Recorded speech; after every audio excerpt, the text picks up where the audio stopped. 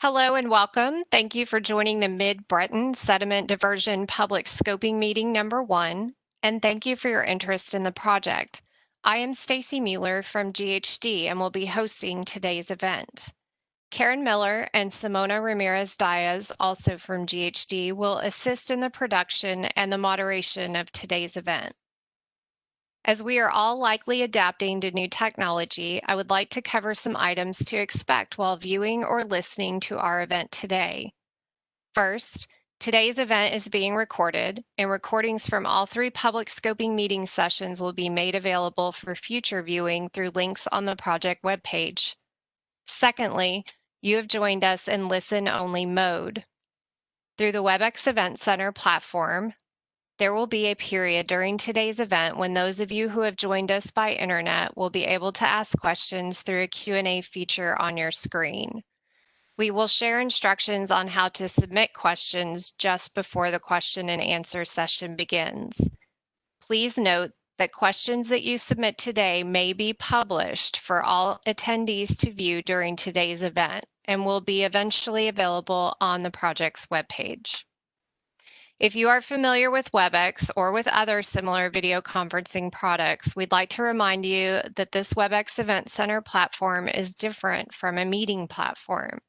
You will not be able to share your audio or video feeds, and we will not be using other features such as chat, polling, or raise hand. Again, we will only be using the Q&A feature. If you are not familiar with Webex or the Q&A feature, we will be providing verbal and on-screen instructions on how you may participate prior to beginning the moderated question and answer portion of today's event. If you have dialed into the audio conference only, you will not be able to submit questions today through the Q&A feature, and you will remain in listen-only mode.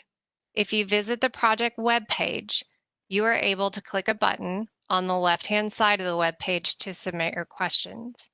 Responses to questions submitted through the project webpage may be addressed outside of today's event.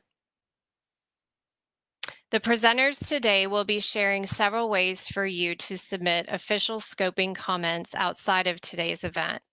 We are sharing these ways on your screen now, and we will also share them again throughout today's event. Email may be sent to CEMVN-Mid-Breton@usace.army.mil, or you may call 1-855-643-2738. At this time, I would like to introduce Renee Pochet of the U.S. Army Corps of Engineers. Renee, you may begin.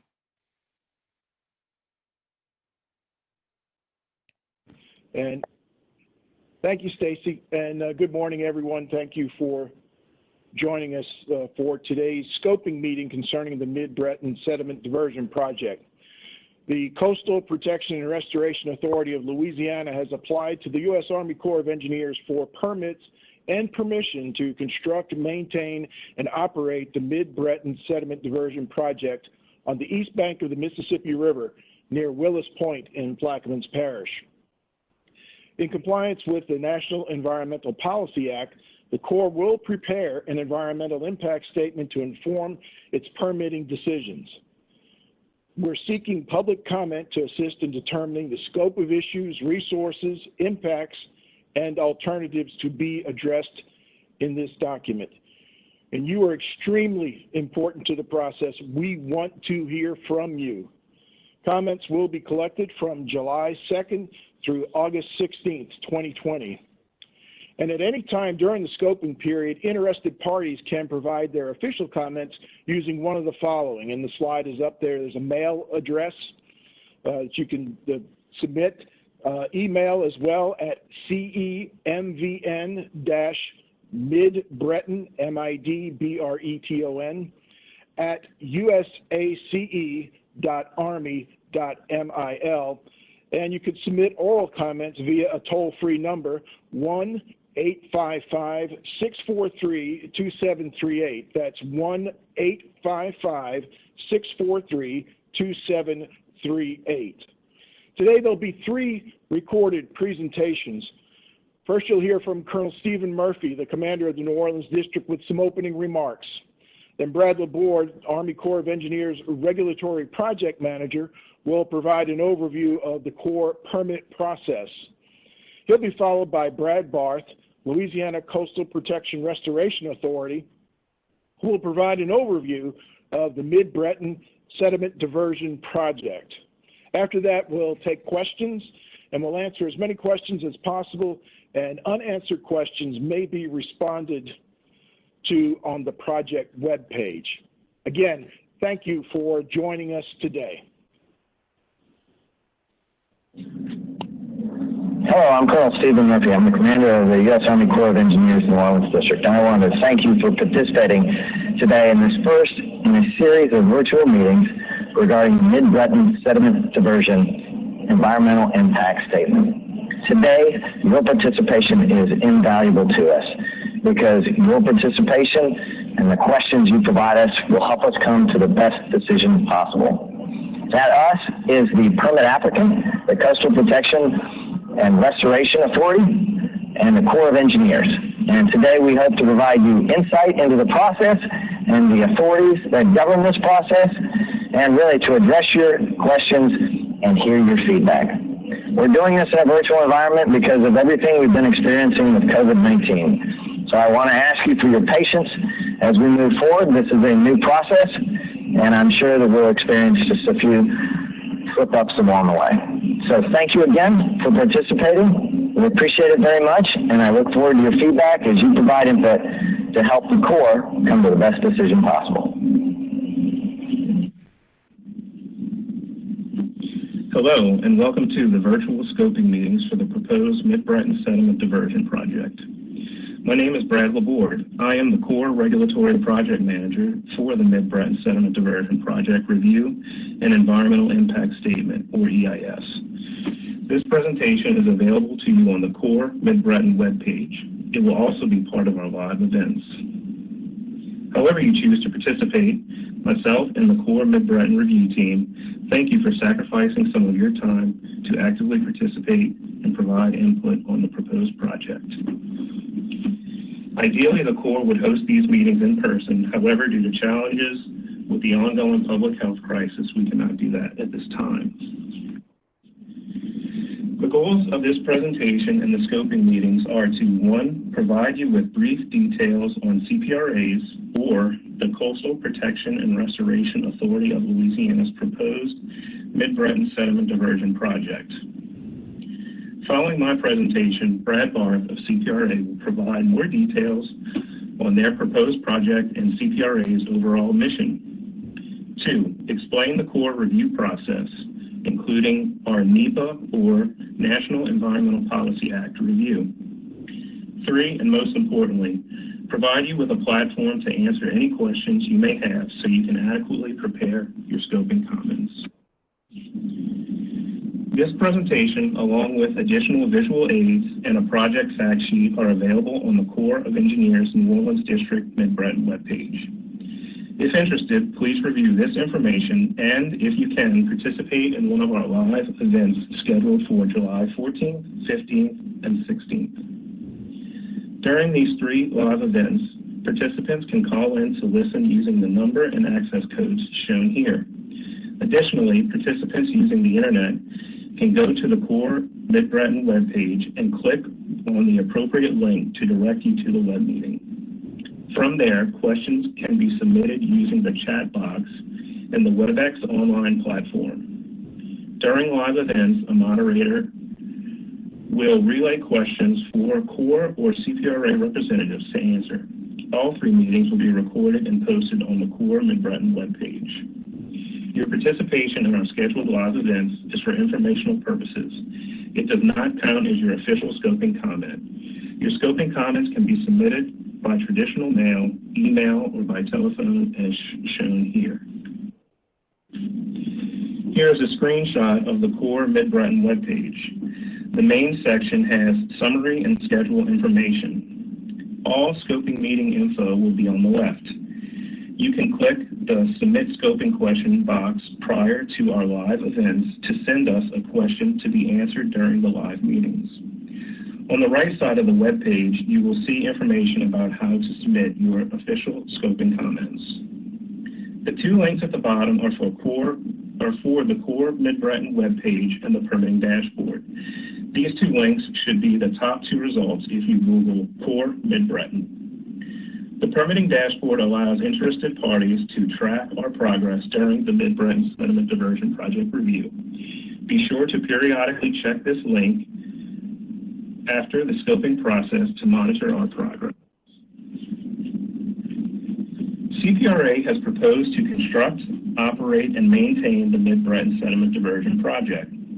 The concept of diversions has been studied as a coastal restoration tool for some time now.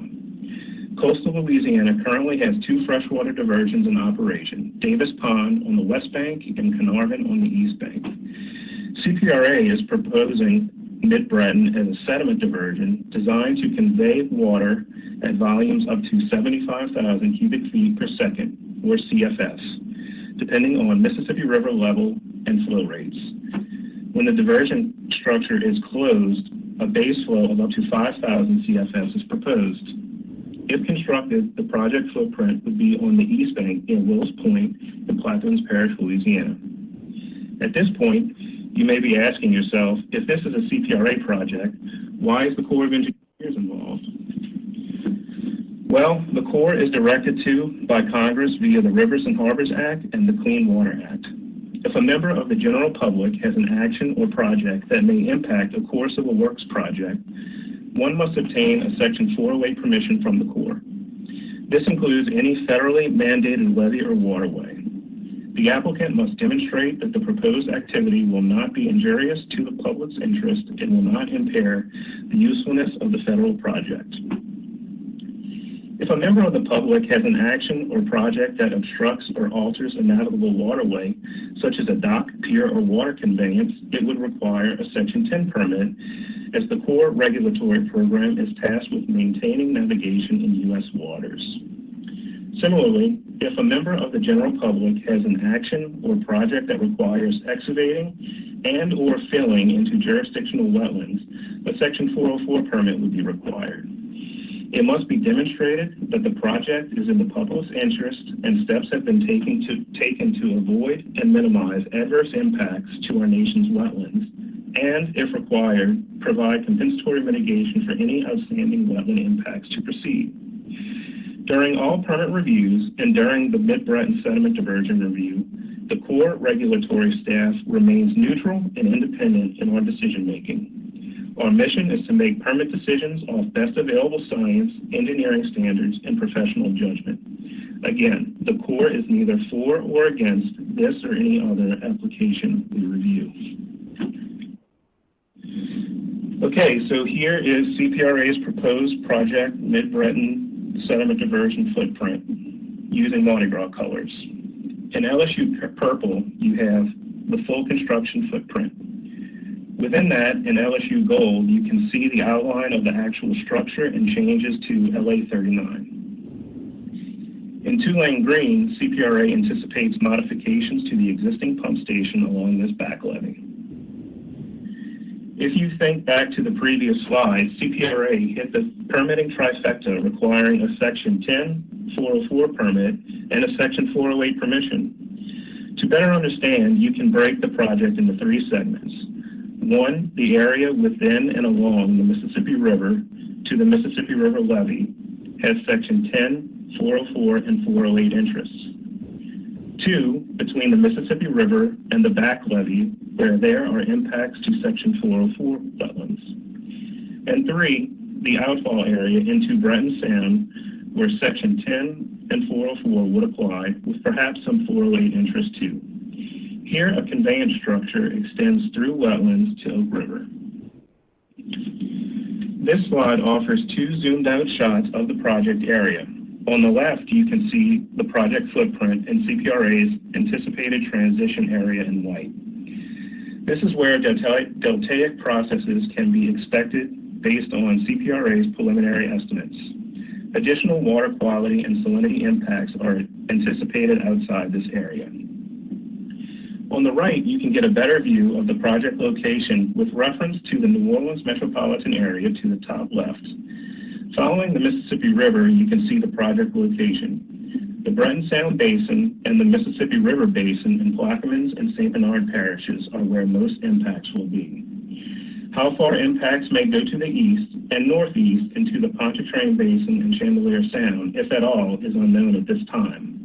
The Corps is independently reviewing all of CPRA's models to better understand the extent of impacts, including land building and accretion, storm surge, and aquatic resources to determine the overall beneficial and adverse impacts associated with CPRA's projects.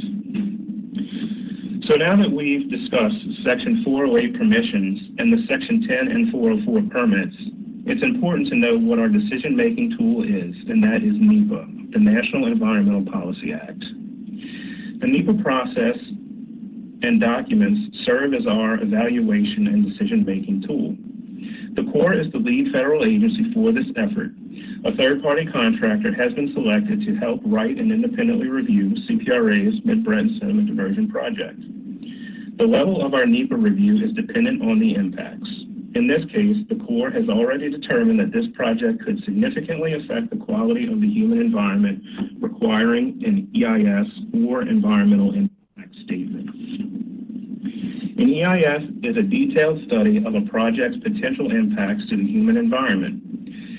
As the Corps, as the lead federal agency, is in charge of drafting the EIS in coordination with the federal cooperating agencies. The scoping comments you provide will help us determine the appropriate amount of detail for each specific resources to be impacted. The end results or outputs from the EIS will be included into a record of decision, or ROD, which would announce the Corps permitting decision in conjunction with other federal laws. Typically, the most important details in an EIS can be found in Chapters 1 through 4.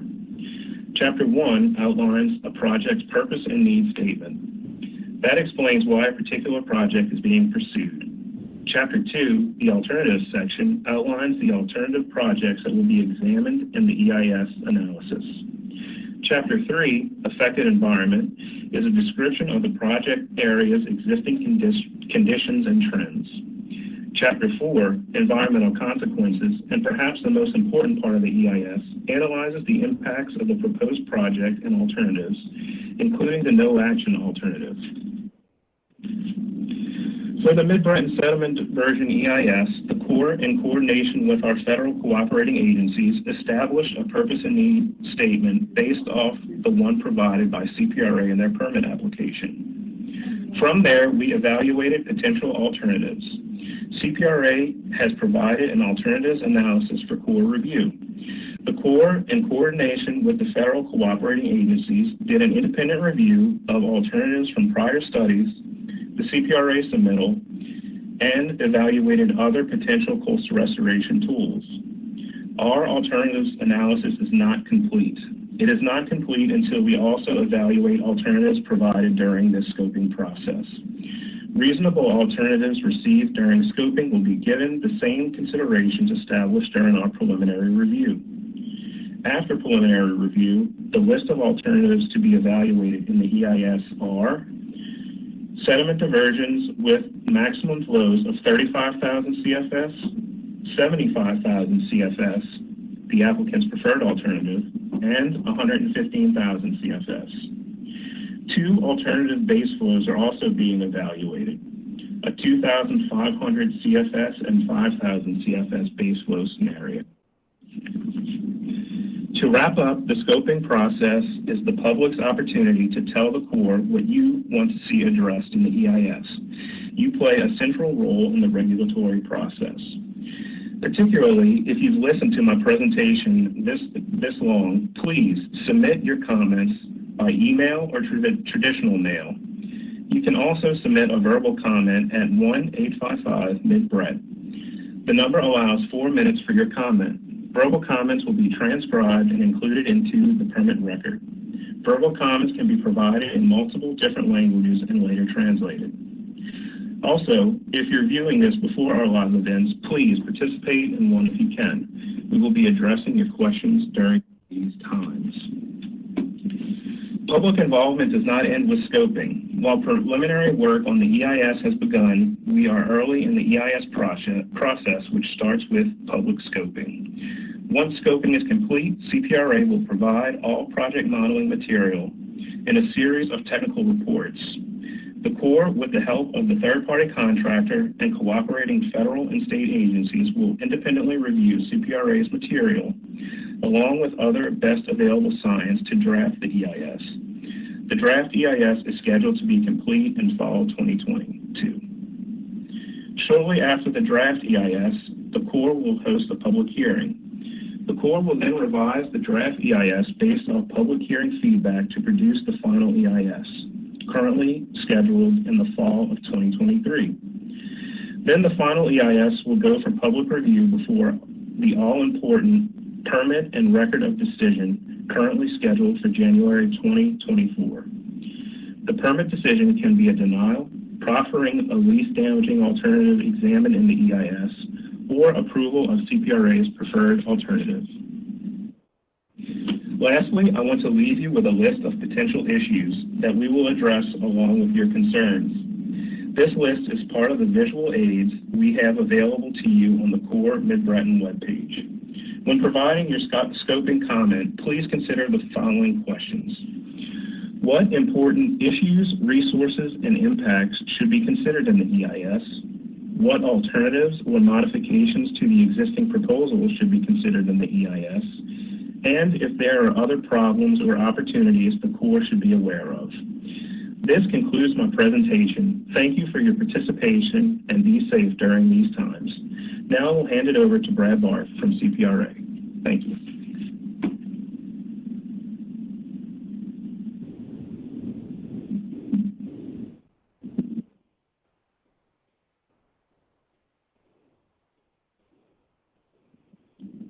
Welcome to the Mid-Breton Sediment Diversion Public Scoping Meeting. I'm Brad Barth with the Coastal Protection and Restoration Authority. I'm the Sediment Diversion Program Manager and also in the Operations Group with CPRA. I'm the Operations Assistant Administrator. Thank you for coming today. Real quick, we'll go over an introduction. We'll talk a little bit about our coast, our land loss. We'll talk about addressing the root cause for reconnecting our river, which will lead us into talking about the Mid-Breton Sediment Diversion. And then lastly, we'll hit upon and talk a little bit about our operations and adaptive management. So here is CPRA. Post-2005, Hurricane Katrina, the legislator looked at how the state was implementing coastal restoration and coastal protection, and combined us into one group or one agency to do an integrated approach to handling restoration and protection efforts, leading to the creation of Coastal Protection and Restoration Authority. So you may be familiar with this map, may have seen it before. Since 1932, it's over 80 years of actual data that we've observed from USGS of land loss, over 2,000 square miles.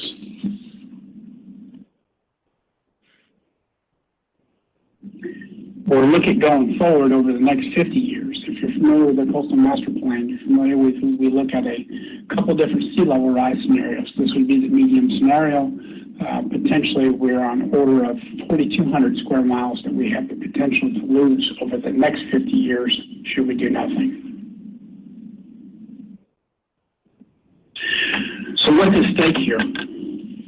When we look at coastal Louisiana, what's at stake is our flood protection, our natural processes of the lower coast of Louisiana, our coastal habitats, our cultural heritage, and our working coast are at stake. Our Coastal Master Plan is required by the legislator every 6 years. It's a $50 billion plan. It's equally split between restoration and protection or risk reduction, $25 billion to each. It is required for us to look at this every 6 years. And really what this is, it's really how we rank and select projects for implementation every 6 years. It gives us the ability to put the best projects on the landscape, considering the information, science, and analysis available to rank projects. That's really what it is. We don't have $50 billion, but this gives us a pool of projects to select from to put the best projects on the ground with changing environmental conditions. Our root cause. Early 1900s, we were really in the process of completing the lower Mississippi River protection system. Great feat in terms of protecting our nation, our citizens, and our navigation interests in terms of economics of the entire United States. So what that's done is left a lot of areas that don't have that access to the fresh water, the sediment, and the nutrients. And that's really been starving those areas and leading those areas into a degrading nature or degrading wetland environment.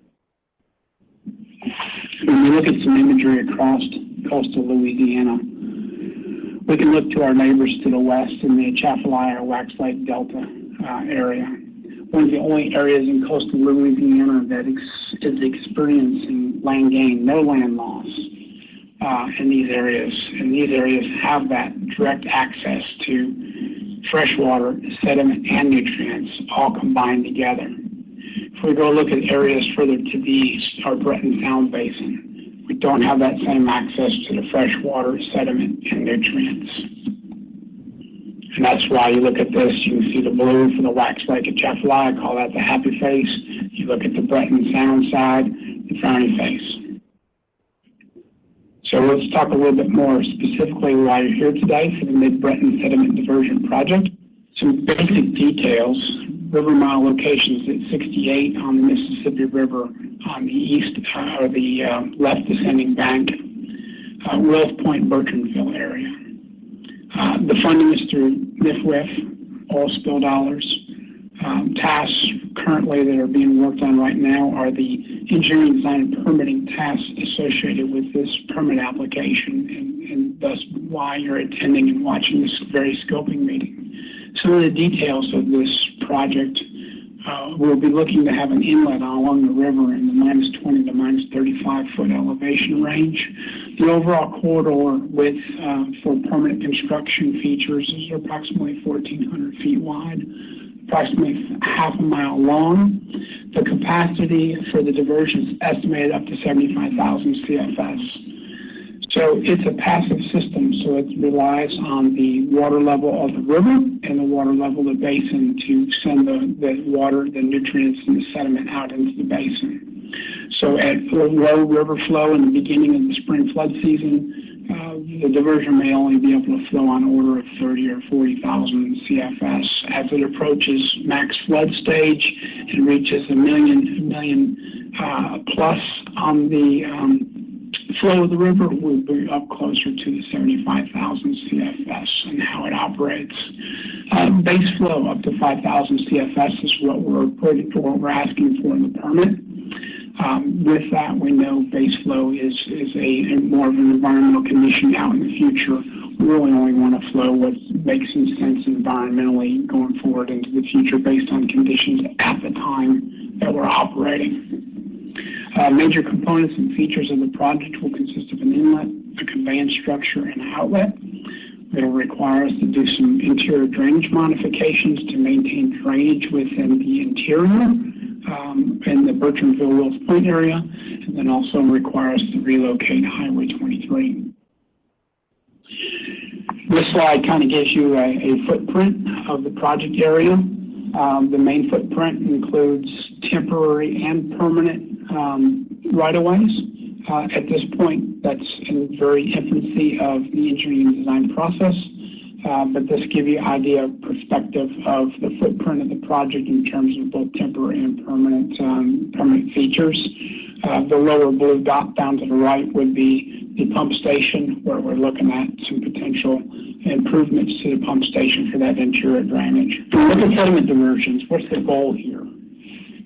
Really the goal is selecting a location along the river that's got a super concentrated amount of sediment, obviously from deposition onto a point bar. And when we can use that material and concentrate that material off that point bar, then we can maximize that sediment diverted out into the basin and minimize that fresh water.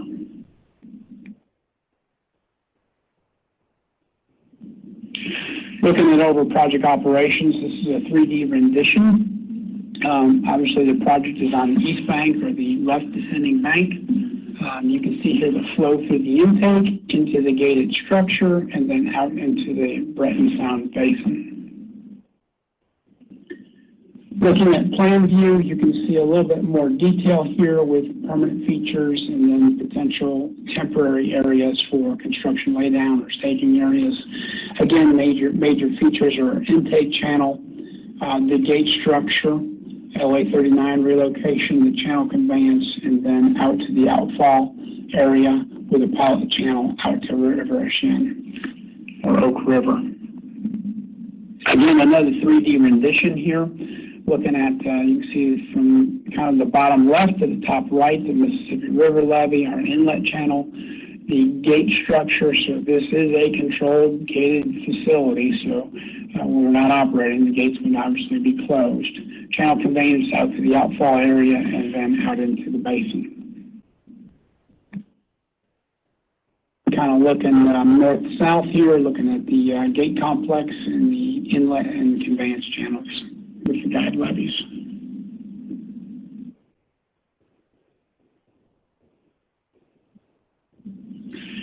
So let's talk a little bit about operations. So as part of this permit, an initial operations plan is included such that the Corps can evaluate this project.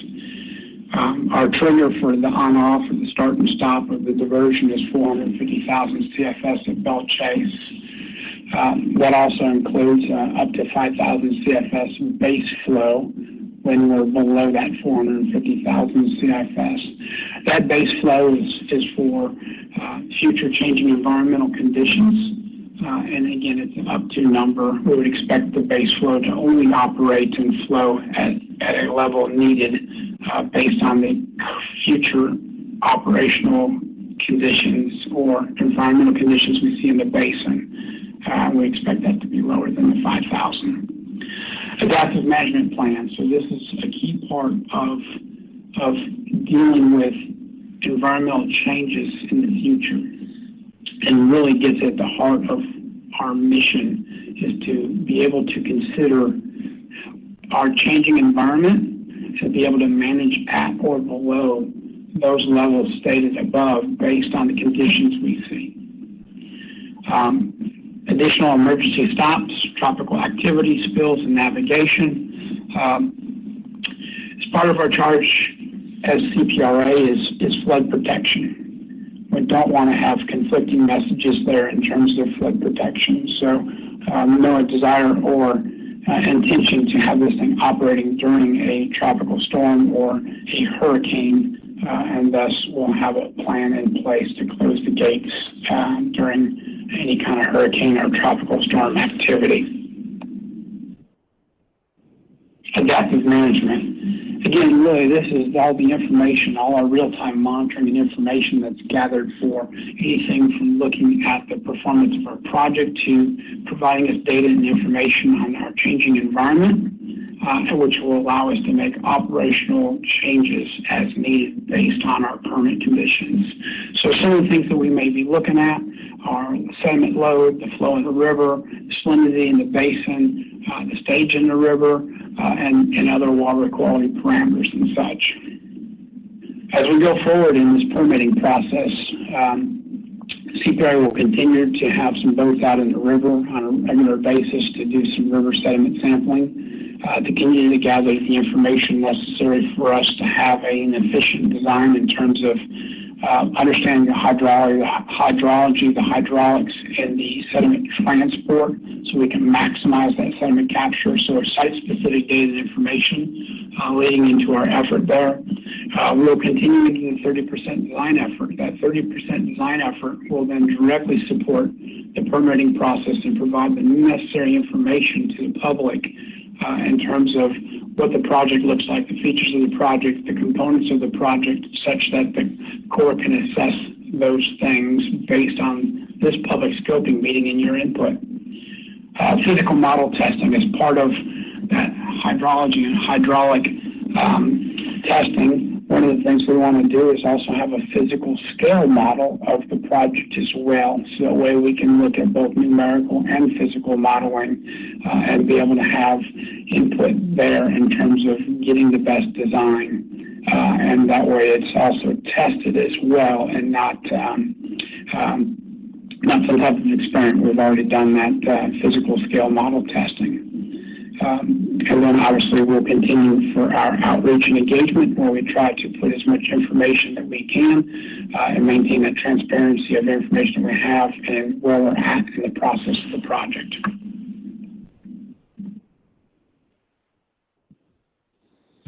I appreciate your time today. Thank you.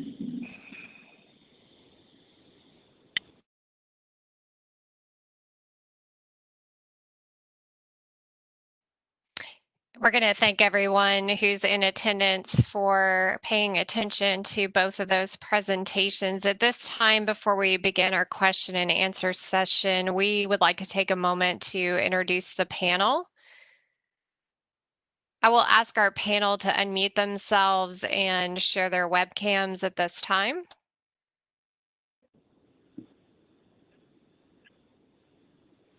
And from the U.S. Army Corps of Engineers, we have Brad Laborde, Jeff Verisco, Landon Parr, Brenda Archer, and Renee Pochet.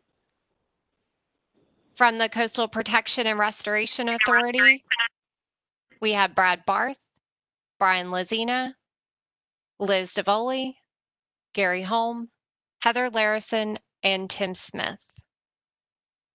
We will now begin the question and answer session. We have opened the Q&A feature. You may begin submitting your questions now, and while we wait for questions to come in, Karen, our moderator, will give us some instructions on how to use the Q&A feature. Karen, are you ready? Yes, thanks, Stacy, and good morning, everyone. We hope to respond to all questions today. It is important to the Corps and CPRA to help clarify CPRA's proposed project and the Corps' review of that project so that everyone can develop their official scoping comments. Any questions not addressed today may be answered on the project webpage. We have included instructions on the screen for how to participate using the Webex Q&A feature. So if you'll take a moment to find the Q&A feature by hovering your mouse or tapping the middle of the screen, you may see a question mark icon. If you don't, you may need to find the icon with the 3 dots, which is the More Options icon. And from that icon, select Q&A. These icons may be located on the right side of your screen or in the center of your screen. And for those of you who are on a mobile device, they may be either at the top or the bottom of your screen. Type in your question, then select All Panelists, and finally select Send. We'll acknowledge receipt of questions with a general response, and we'll publish the questions so that other attendees may view them during the live event. Please use appropriate language. We will monitor messages as well as give warnings to those who do not comply with this request. Repeat use of inappropriate language will be cause for removal from today's event. As a reminder, and for those who have joined late, if you have dialed into the audio conference only, you will not be able to submit questions today and will remain in listen-only mode. We will encourage you to submit official scoping comments through the channels that were mentioned during the previous presentations and that we will share again near the end of today's event. So our first question actually came in through the website. So I'm going to read the question here and hand it over to Renee so that our team can answer it. I am a former Louisiana resident, and I understand protecting homes and people. If this is done, how is it not going to affect the fishing here in Mississippi? We have had dead animals on the shores after spillway openings. How is the water of one state okay to divert to another and kill wildlife, that which some rely on for a living? I'm just trying to understand the project and the projections of the impact on both states. So Renee, I'll hand that to you. Thank you for that question, and I'm going to let Brad Laborde respond. Yeah, and first, thank you. I'm glad to hear folks on the Mississippi coast have, or at least are aware of our process here with the scoping meetings for Mid-Breton sediment diversion. So thanks for your questions. The answer is we don't really know how far east the impacts to water quality may go. So that'll be something that's part of the EIS analysis, and your questions are actually very good ones and ones that we would like to see as official scoping comments. Thank you. Okay, we have another question coming in from Tommy Elkins. Has there been any study comparing Mardi Gras Pass with this diversion? So none that I'm aware of. I know that Mardi Gras Pass will be something that's considered in CPRA's modeling effort, but that will be also something that we look into as part of gathering information and drafting the Mid-Breton EIS. Okay, thank you. And Thomas asks, is the design of the sediment diversion taking into account potential updates to how USACE manages the river? Specifically, the updates to the flow line and any change to how the Bonnet Care spillway operates. Hi, Thomas. This is Jeff Orisco, Corps of Engineers, Section 408 Coordinator. Yes, we would be looking at any way that the diversion might affect the river, both the channel, water heights, levels, and how that might affect operations. So that is part of the Section 408 review, and we'll be working that extensively with CPRA over the course of this process.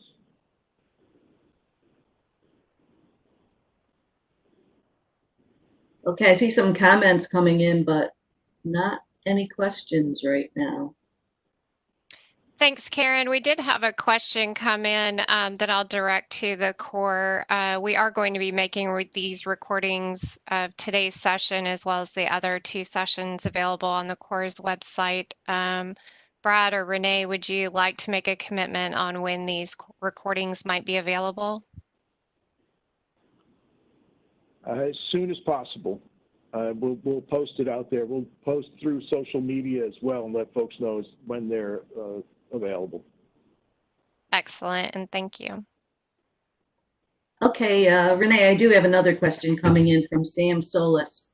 How do you predict the salinity of Lake Borgne and Lake Pontchartrain will be affected?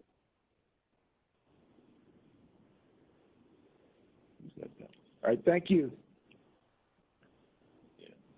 So Sam, that's another thing that will be taken into consideration. As the presentation pointed out, we're not exactly sure how far east or to the northeast impacts may be to water quality, and that includes salinity. So that is something that is part of the analysis that you would expect to see addressed in the draft EIS. Again, if there are no impacts to those areas, then we will state such. Okay, thank you. Tommy Elkins asks, has an economic impact statement been made to show the impact on fishing in the area, Delacroix, Hopedale, etc., in the fact that this area is an estuary?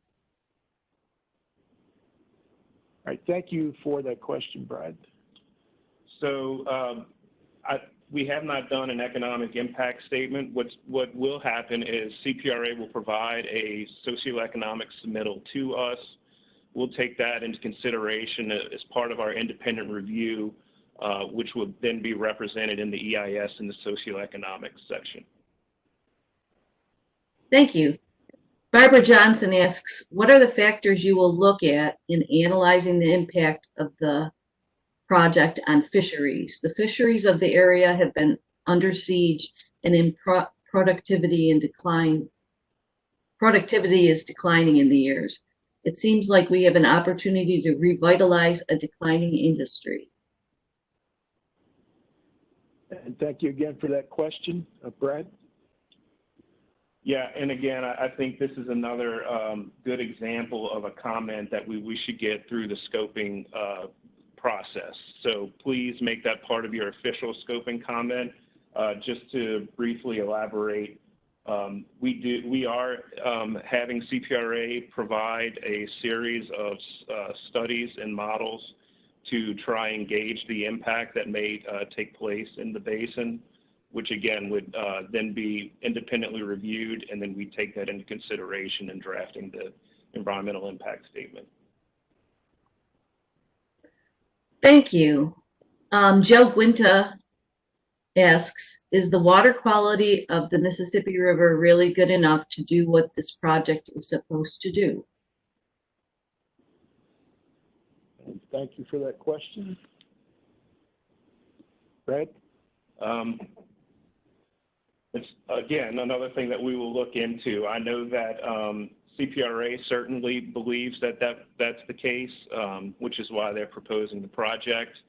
The Mississippi River has been, it's the reason why New Orleans exists through its sedimentation processes. So CPRA is trying to mimic that with their project, and we will take into consideration the current and available sediment in the Mississippi River itself to see if the project will perform as CPRA may think it might. And I guess Joe gave us a clarification on that. He's kind of asking, is the water clean enough to do what the project is supposed to do? Which I'm assuming your answer addressed that, correct? Yes, that should be something that's analyzed in our water quality section. Okay, and then Thomas is asking, is there a plan to install new gauges such as water levels and salinity measurement devices on both in the inlet and the outlet of the structures? And thanks again for that question. I'm going to let the CPRA respond to that. Hey, thanks. Hold on, we'll see if we can get the reverb fixed here. Great question. Yes, as part of the project, we'll rely on a lot of existing gauge network system that we use across our coast from USGS, the Corps, NOAA, and then also CPRA gauges, which are known as CRIM's Coastwide Reference Monitoring System. And then in addition to that, I would fully expect we'll have project-specific gauging stations set up as well in terms of at the project level. And at this time, in terms of where they're located at, it has not been determined. So Brad, Thomas wants to know also, would the gauges be permanent? Most likely for the project specific, yes. And then we also have CRIMS gauge stations as well, over several hundred across the entire coast, and specifically there's gauging locations out into the Breton Sound Basin as well, which are permanent. Great, thank you. So Mike Entz asks, can you provide any information related to the reasoning, intent, outcomes for the amendment to the Marine Mammal Species Act? So as it's alluded to here, there is a waiver for this project for MMPA, or the Marine Mammals Protection Act. However, the impacts to dolphins in the specific dolphin pod located in the Breton Basin will be something that's analyzed as part of the draft EIS. Okay, thanks. David Muth would like to know, can you describe how you will evaluate the future of fisheries and estuarine and wildlife resources if the project does not move forward? Yes, David. So we do have, as part of our alternatives analysis, we will review the no action alternative, which should lay out the impacts to those resources if we were to do nothing. Okay, thank you. Rachel Rode asks, have you started developing an adaptive management plan for the diversion, and do you plan on releasing it in advance of the DEIS? That's going to be a question for the state, please.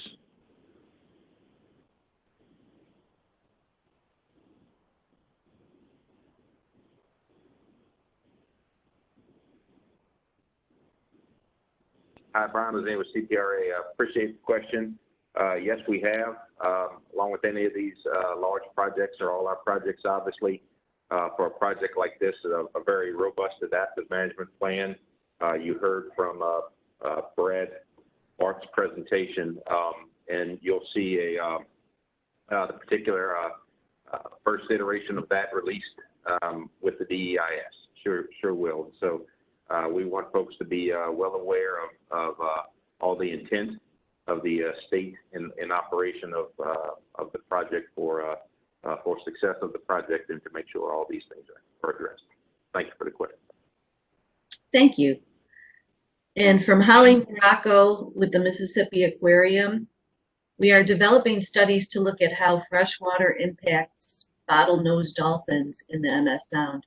Do you have plans on how you will determine how this diversion project may impact bottlenose dolphins? Hi, Holly. And just to point out, if you are developing studies, if they do become available during our review, please submit those to the Corps so that we can take them into consideration. But as far as plans, we haven't exactly outlined that at this point, but we do have NOAA as a cooperating agency, and they will be the authority on, reviewing and help us developing that portion of the EIS. Thank you.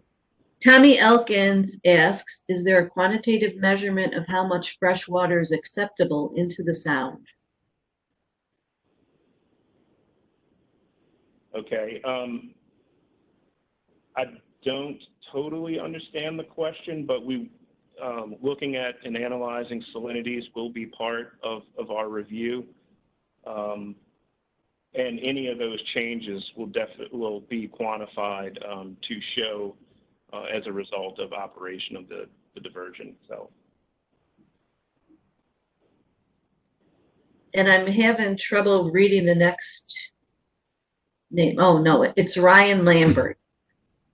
It says, the real question is with the continued land loss on the east side of the river, is it possible to live in New Orleans East without doing a diversion such as this?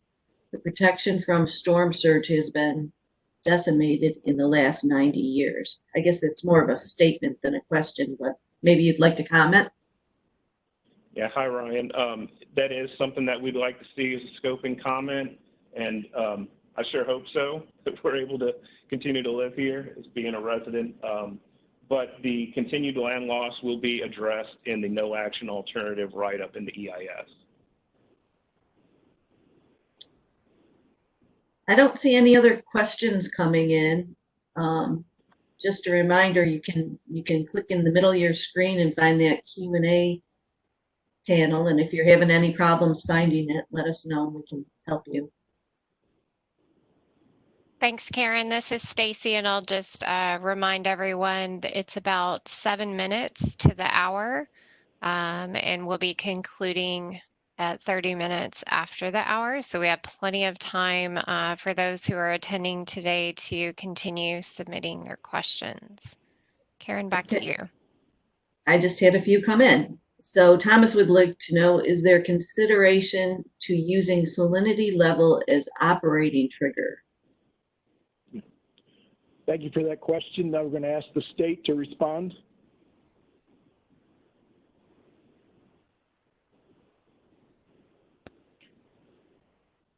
So currently, sure off the mute here. Currently, right now, what we're looking at is we want to make sure that we come through, and you saw the operation plan is designed to maximize sediment input into this system. Really, that's what we're seeing here is a sediment-starved system, and what we have, and already a lower salinity system. So certainly the adaptive management plan may look down the road at a whole suite of things, but really what we're talking about here is a sediment diversion.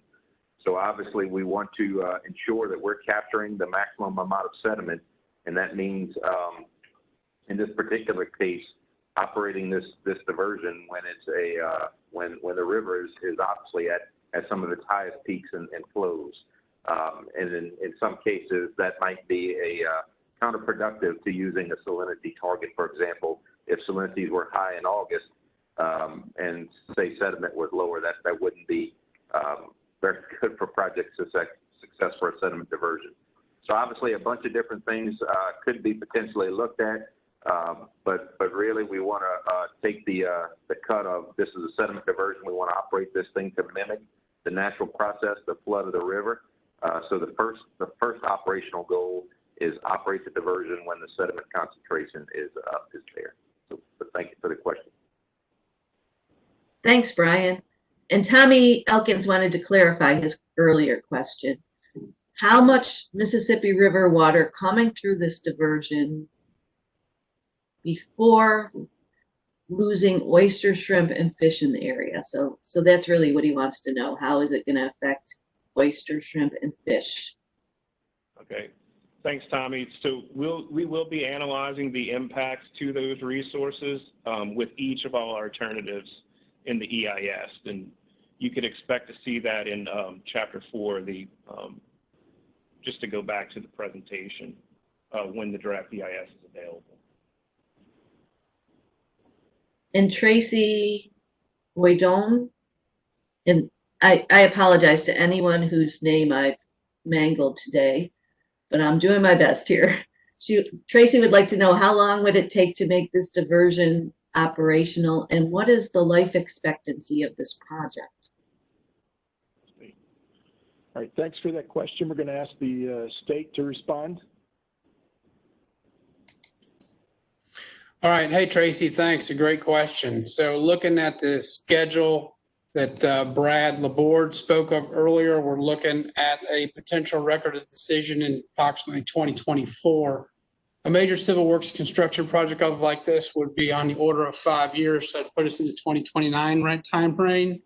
And then this project is a 50-year design life and a 100-year service life. So this is treated as like a large bridge structure where it's going to be there for a significant amount of time. But thanks for the question. Thanks, Brad. John Lopez asks, what can be done to accelerate the permitting review process? Hi, Dr. Lopez. So when thinking about this review, it's worth considering that the Corps doesn't have all the information at hand right now. There is a back and forth between CPRA and the Corps with the transmission of their technical reports and their modeling feedback. So, you know, that's a time consideration for us. And as far as ways to speed it up, I can assure you that we're going as fast as we can. Thanks for that answer.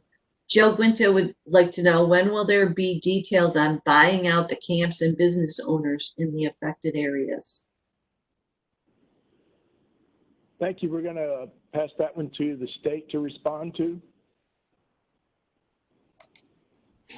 Hey, excellent question. This is Brad Barth with CPRA. We're in the early stages of engineering and design. So during that process, our engineers and designers will lay out the right-of-way that's necessary to build, construct, and operate the project. And then from there, we'll start to engage landowners in terms of land acquisitions that are required for the project. So if you have a specific question after this, you can feel free to try to contact CPRA if you're a landowner in the area, obviously. But we're probably a couple of years out from that process really kind of kicking off in terms of right-of-way that would be necessary for the project. Thanks. Thank you.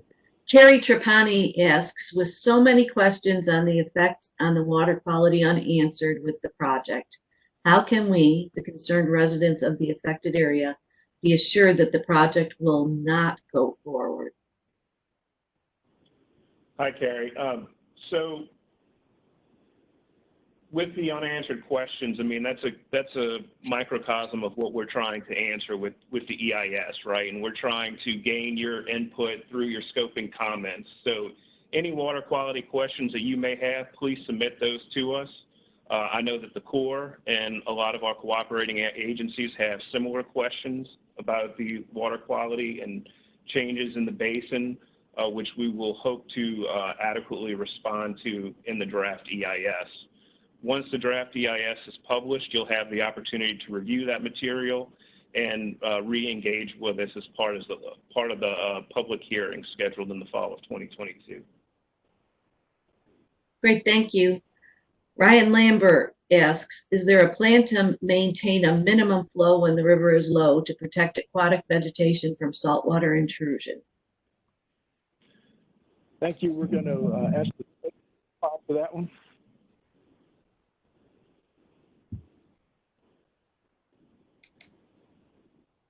Yes, excellent question. In the non-flood season time of the year, there is expected to be a maintenance flow that we've asked for in the permit application. Brad spoke to that earlier of an up to 5,000 CFS maintenance flow. Thank you. Sam Solis asks, why wasn't dredging and piping in sediment a viable option? Other diversion experiments did not establish a landmass that held up after storms. And thank you for the question. So the dredge and fill option as a coastal restoration tool is one that we've considered. It's also one that we're currently still considering. I think that if you look at the coastal master plan, and I might be, I guess, steering into CPRA's lane a little bit here, but I think they would tell you that they are planning to do some of those projects, and the hopes are that the sediment diversions along with the dredge and fill option will work in tandem to help protect the coast. Thanks for that answer. Stacy, I'm seeing another question now. Denise Reed says, is the expectation that the maintenance flow of 5,000 CFS occurs under all river conditions, even low flows? Will the structure be specially designed to allow for that? Thank you for the question. We're going to ask the state to respond, please. Hey, great question, Denise. No, that's a maximum maintenance flow. Obviously, this is a passive system. We rely on the head driven from the river to the basin for that flow. So more analysis as we go through the engineering and EIS process will be looked at in terms of to what that flow would be. Obviously, at really, really extreme low rivers, the gates may need to be shut and there may be no maintenance flow in a real world situation. Thank you, Brad. Carrie Trapani asks, are there any provisions in the proposal to exclude marine life and estuary health? If so, why would such a provision be added? So there are no provisions at this time. First, with the EIS process, we'll gauge the actual impacts to marine mammals and marine life. And then as part of the process, we'll then go to CPRA and see what measures there are to avoid and minimize the potential impacts there. Once we get to that point, the Section 404 review and regulatory has a public interest review where we lay out, and it's 23 factors. Don't make me say them all to you because I'd fail that test right now. But basically, we would weigh those factors and make a determination on whether or not the project is in the best interest of the public. Thank you. And it looks like I haven't had any new questions come in. Stacy, maybe you can update us on where we sit as far as time and. Thanks, Karen. I have 3 after the hour, so we do have 27 minutes before our event ends today. Maybe we'll take a pause and go back to our. Stacy, this is Brad. You're very low on the here. Thank you. I apologize for that. Is this better? Yes. Excellent. I have 4 after the hour, so we have 26 minutes before our event ends today. So I'm going to give our panel a pause and our moderator a pause, and I'm going to ask that we switch back to the slide that reminds us how we can submit our official scoping comments. Just a reminder that the question and answer session today is to assist you in developing your official scoping comments. So there are ways to mail or email or call to submit your official scoping comments. Again, you can send email to CEMVN Mid-Breton, that's MIDBRETON at USACE.army.mil, or there is a recorded voice line. You can call and leave your recorded comments at 1-855-643-2738, and we're sharing the mailing address on the screen. It's also available on the Army Corps project page. Karen, do you see any additional questions that have come in? I have not had any new ones come in. Okay, we'll go ahead and continue to pause while we wait for those to come in, and we'll switch back to the how to ask the question and answer slide.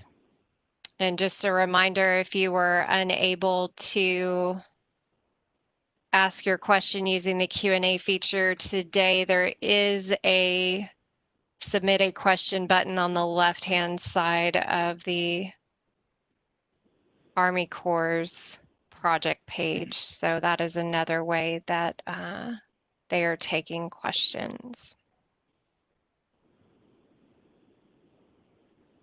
And Stacy, let's remind the audience that if you've called in and are in listen-only mode, there are 2 more sessions this week that you can attend. And if you attend online, you'll be able to ask questions.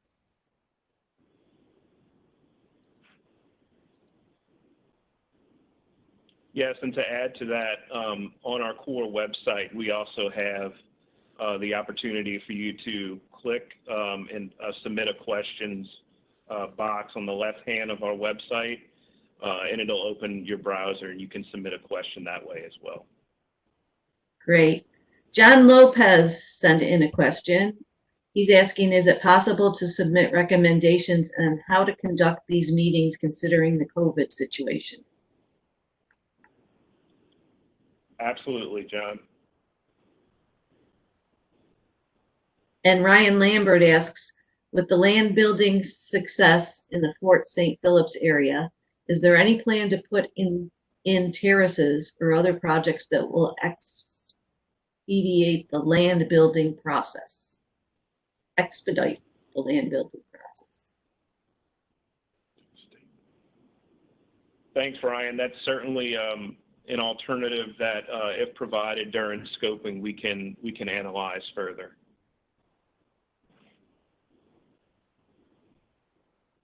I believe another question showed up above that we didn't answer from Paul at 10:06 a.m.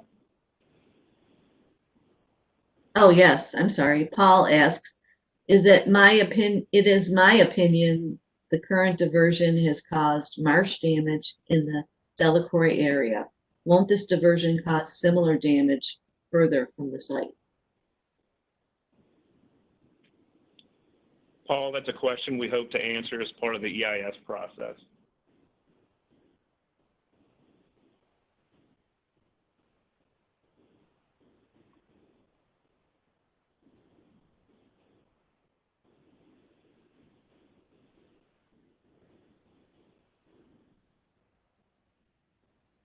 So again, we can take your questions if you hover in the middle of your screen and find that Q&A button.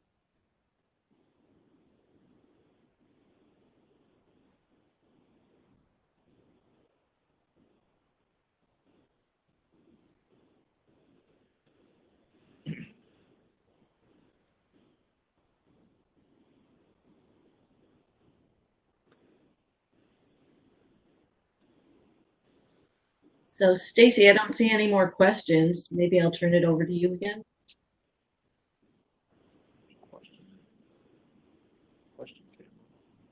Sure, thanks, Karen. I have 9 after the hour, so we are winding up here toward the end of today's event.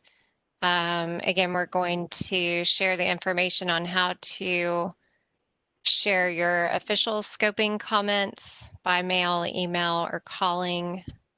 Again, the email address is CEMVN dash Mid-Breton, MIDBRETON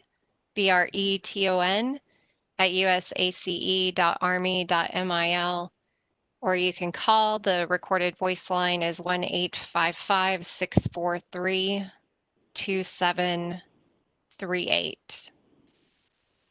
And we do have another question from Carrie Trapani. Is the project's goal to rebuild the sediment or relieve the Mississippi River levels? With efficacy in question on rebuilding the lost sediment, why risk the salinity dilution? Dredge the passes. Thank you for that question. We're going to ask the state to respond, please.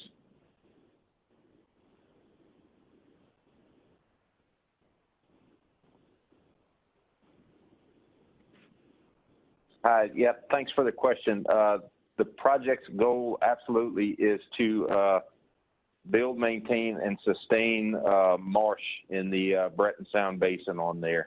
That is the primary goal of this project on it. And it is the Mid-Breton Sound Sediment Diversion, and that's what it's being engineered, designed, and operated for, and that's what the plans are. Obviously, you hear about other efforts. That's certainly the responsibility of the agency running this meeting and CPRA, but this particular project, the primary and design goal is for just that. The health and welfare is one of our integrated coastal protection projects, restoration protection projects. Thanks for the question. Thank you. And Rachel Road asks, what is the expected land loss of Breton Basin without this project? Hi, Rachel. We're unsure at this time, but as part of the EIS write-up, we will take that into consideration, and all that information would be in the EIS under the no action alternative.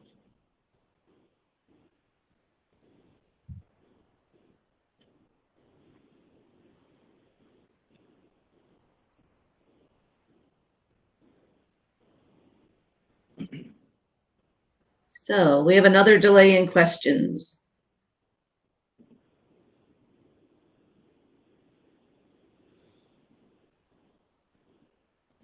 Thanks, Karen. Like We're gonna yep. Go ahead. This is Renee Poche. I just want to take the opportunity to remind folks that we do have another virtual public meeting scheduled tomorrow afternoon at 2 p.m. and then Thursday at 6 p.m. They can also log into those meetings and ask questions there too.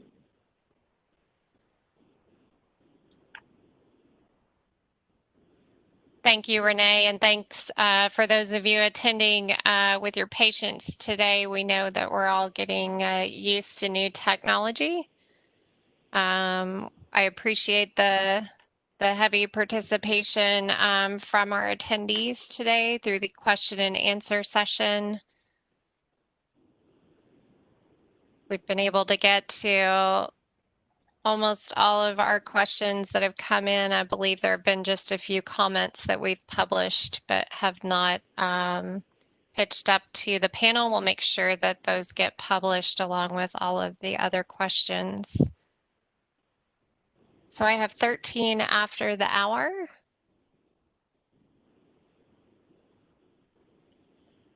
Thanks, Stacy. And I just want to reiterate that anyone who did post a comment to please submit that as part of your scoping comment. So anything here we'll have record as it being part of the meeting, but for it to be an official scoping comment, we do need it to be submitted to us in one of the three ways that we outlined, either traditional mail, email, or the verbal option with the call-in number.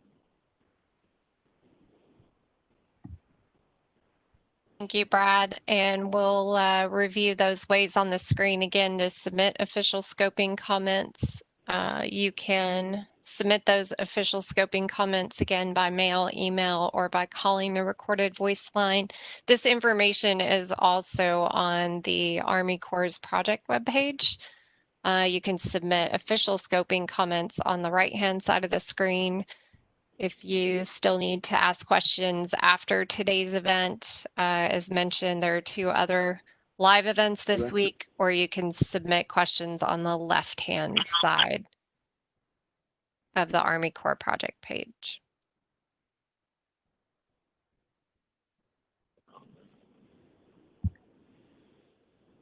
And we'd like to thank everyone for the questions so far. It looks like we've answered about 23 questions.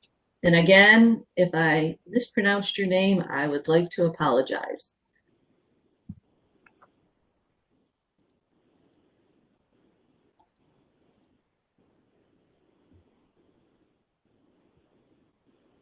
I'll practice more for next time.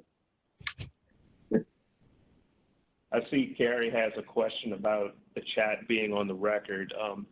It certainly will be part of the scoping meeting process. However, the outcome of the scoping process is the scoping report, where we log all the comments that we received during this period.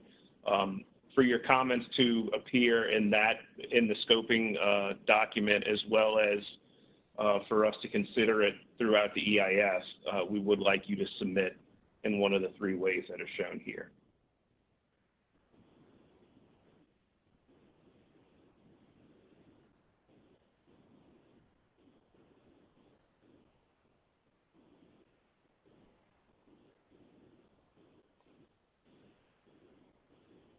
So we'll continue to pause and wait for any last questions to come in. If we can switch to the instructions slide on how to ask a question.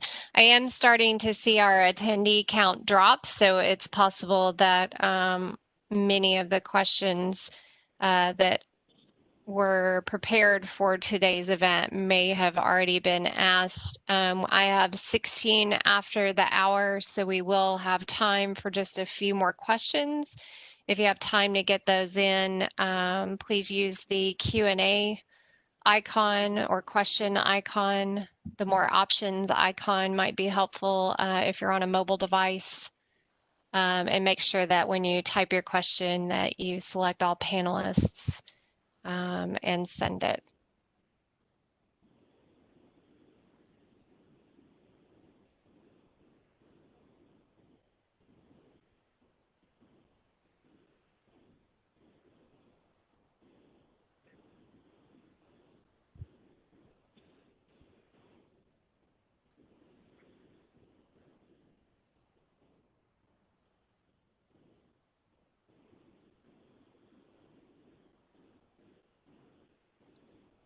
And Karen, I'm not seeing any more questions coming in. I'll let you confirm that. Not that I can see.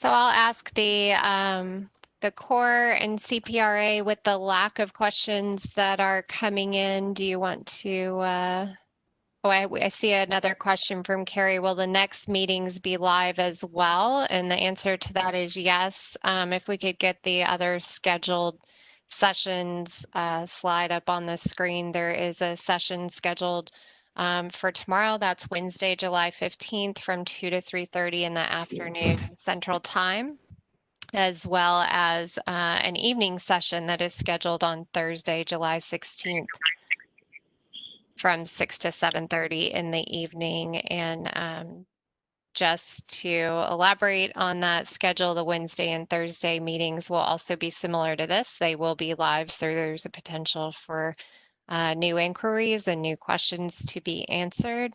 In addition, the Corps will be publishing all 3 session recordings to the project webpage. And it looks like we've actually had 32 questions come in. It's good discussion. Thank you. Very good. And just for the Corps and CPRA, I'll let you know that at a high point, we had about 85 attendees, and 14 of those are just dial-in or teleconference only. So very good feedback and participation from our attendees today. I have 19 minutes after the hour. Karen, if you can confirm that there are no additional questions coming in, we will begin our closing remarks. Carrie's question looks like the last one that we had. Okay, and again, Carrie, we will be carrying those Wednesday and Thursday scheduled meetings live as well. Okay, we're going to thank the panel for responding to these important questions today. Panel, you can mute yourselves, and if you'd like to switch off your webcams at this time, you may do so. Thank you to all of you who submitted questions today. The questions and the responses will become part of the project record and be made available for public review. A reminder that all questions received will be reviewed by members of the panel, but are not considered official scoping comments. So we're hopeful that the responses that were given will encourage you to develop your official scoping comments and submit them in a manner as indicated on the screen, again by mail, by email to CEMVN-Mid-Breton, MIDBRETON, at usace.army.mil, or the voice line calling in by telephone to leave your recorded verbal comments, 1-855-643-2738 or 1-855-MID-BRET. If we did not hear from you today, you may also choose to join another live event this week on either Wednesday or Thursday. And this concludes today's event. You may exit the event by clicking the red icon with an X and selecting leave. Thank you.